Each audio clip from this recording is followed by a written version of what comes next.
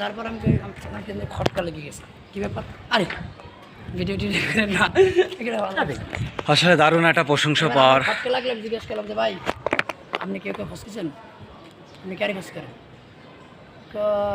আমি একটা লোকের খোঁজ করতেছি, নাম জানি না। তাহলে আপনি একটা লোকের খোঁজ করতেছেন, নাম জানেন না, এটা কোনো কথা? তাহলে আপনি এদিক ওদিক তাকাচ্ছেন কেন? আপনার বাসা কি?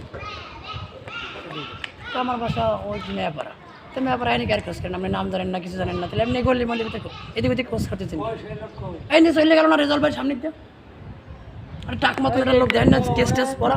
তাহলে প্রিয় ভিউয়ার্স, 2 মিনিট ক্রস কাটিং করি সবথেকে বড় একটা গুরুত্বপূর্ণ বিষয়, হাজী মহসিন রোড, আবু খান লেন, 29 নং ওয়ার্ড, খুলনা সিটির মধ্যে সবথেকে নিরিবিলি, নিচ্ছন্ন এবং পয় পরিষ্কার ভদ্রলোকের একটা বসবাস। এইখানে দীর্ঘদিন যাবৎ এই লোকটা আমাদের হাজী মহসিন রোডের 29 নং ওয়ার্ডের বিভিন্ন গলিতে ময়লা টানতেছে বিভিন্ন বাসার থেকে, না হলে 10-15 কত বছর, 22-23 বছর ধরে কাজ করতেছে। তার মধ্যে হঠাৎ করে অপরিচিত একটা ভালো একটা ঘটনা ঘটে গেল, কিন্তু তার নিজ উদ্যোগে এই জিনিসটা প্রতিবাদ করছে। আসলে খুলনায় আমাদের হাজী মহসিন রোড আবু খান নিবাসী আছে, অবশ্যই এই লোকটার এই কার্যক্রমটা দেখে অবশ্যই তাদেরকে একটা বিষয়, অর্থাৎ তার দিকে একটু সবাই সুদৃষ্টি খেয়াল রাখবেন।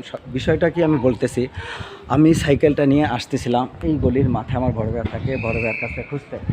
আচ্ছা, হঠাৎ করে অপরিচিত একটা লোক, যে লোকটার বডি ল্যাঙ্গুয়েজ আমাদের 29 নং ওয়ার্ডে কারোর সাথে মেলে না, তার চলাফেরা একটা উগ্র, একটা অন্যরকম একটা, যেটা বলতে হয় যে এখনকার সমাজে যখন চুরি বা যে কোনো একটা অন্যায় ঘটনা ঘটতেছে, ঠিক এরকম একটা লোকে যাওয়া নিয়ে সে হঠাৎ করে ডাক দিয়ে তাকে জিজ্ঞেস করছে, ভাই আপনি কোথায় যাচ্ছেন? সেহেতু এই লোকটাকে আমি চিনি না, জানি না, বা এই লোকটা চলাফেরাও আমার কাছে সন্দেহজনক মনে হয়েছে।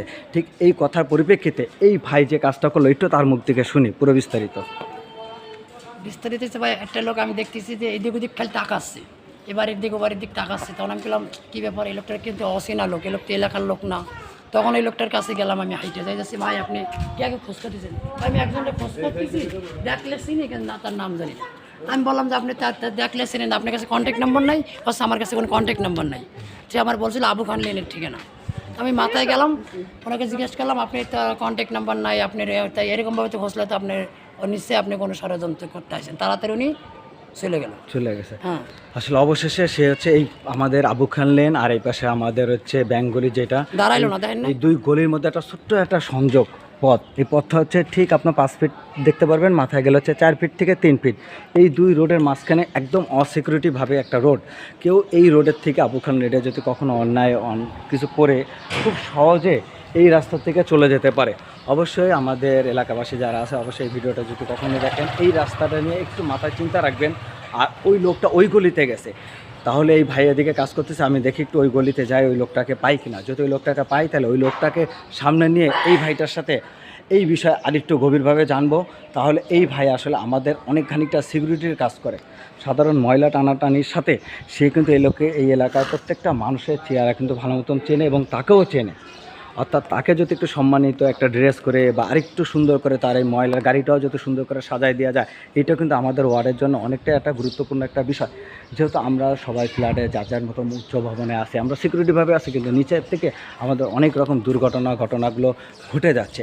এরকম যারা আমাদের পরিচিত চলাফেরা করে, তাদের আসলে এরকম একটা সৎ সাহস নিয়ে আসলে রাস্তায় যখন অপরিচিত মানুষের একটা সন্দেহজনক চলাফেরা দেখব, অবশ্যই তাকে দাঁড় করিয়ে জিজ্ঞেস করব যে আপনি কোথায় যাচ্ছেন, কাকে খুঁজতেছেন। যদি সন্দেহজনক মনে হয়, তাহলে আশেপাশেকে ডাক দিয়ে এর বিস্তারিত জানার চেষ্টা করব।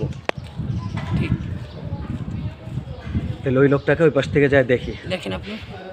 আমি তো জিজ্ঞেস করে যেতে হতো কি আর কোথা থেকে আসছেন।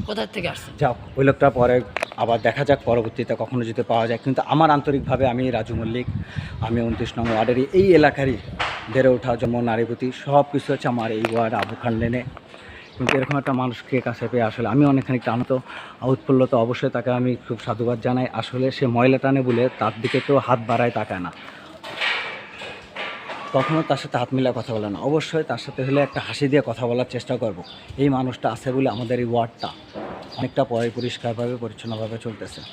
আর এই পাশে আরেকটা ভাই আছে, এই ভাইও খুব গুরুত্বপূর্ণ একটা বিষয় আমাদের ওয়ার্ডের মধ্যে সবসময় থাকে, আবু খান লেনে।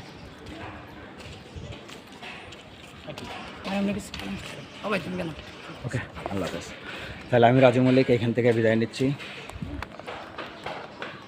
এই সেই লোকটা যার সাথে কথা বলতেছিলাম, তার গাড়ি নিয়ে চলে যাচ্ছে প্রত্যেকটা জায়গায়।